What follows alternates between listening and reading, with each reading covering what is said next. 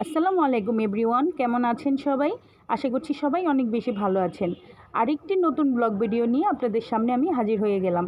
আজকে মায়ের বাসায় দাওয়াত ছিল, তাই এখানে যা যা রান্না করবো আম্মু সব কিছু রেডি করে নিয়েছে। আজকে আমার কিছু মামাতো খালাতো কাজিনসরা আসবে বাসায়, আম্মু ইনভাইট করেছে ওদেরকে, সাথে আমাকেও করেছে। তাই সকাল সকাল চলে এসে আম্মুকে একটু হেল্প করছি রান্নার কাজে। তো এখানে আম্মু রোস্ট রান্না করবে, তাই চিকেনটাকে একটু লবণ এবং মরিচের গুঁড়ো দিয়ে হালকা করে ভেজে নিচ্ছি।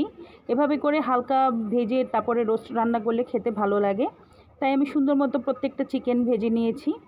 তারপরে ভাজা শেষ করে আমি উঠিয়ে নিচ্ছি, খুব বেশি ভাজবো না, হালকা করেই ভাজছি। আর এইদিকে আম্মু গরুর মাংসটাও বসিয়ে দিয়েছে এখানে। আজকের এই গরুর মাংসটা আম্মু একটু সাদা করে রান্না করছে, এখানে কোনো হলুদের গুঁড়া ব্যবহার করা হয়নি।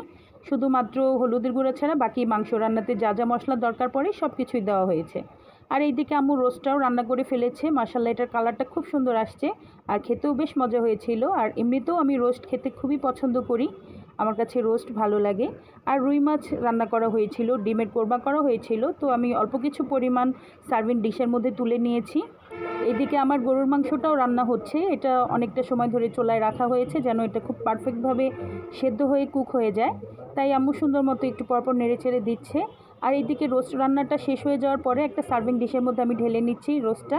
মাশাআল্লাহ, রোস্টের কালারটা খুবই সুন্দর এসেছে আর দেখতেও খুব ভালো লাগছিল। তারপর এখানে আম্মু ম্যারিনেট করে রেখেছিল লইট্টা মাছ, এগুলো আমি একটা বেটারের মধ্যে চুবিয়ে ভেজে নিব।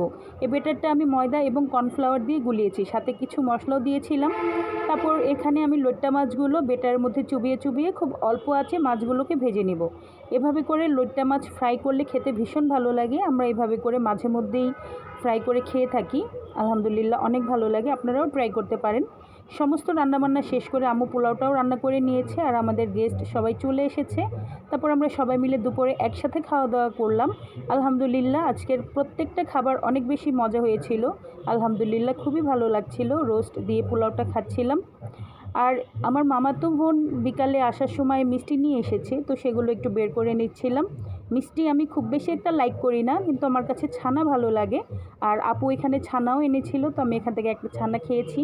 আর মিষ্টিগুলোও খুব মজা ছিল। তো এই ছিল আমার আজকের ভিডিও। সবাই ভালো থাকবেন, দেখা হবে পরবর্তী কোনো ভিডিওতে। আল্লাহ হাফিজ।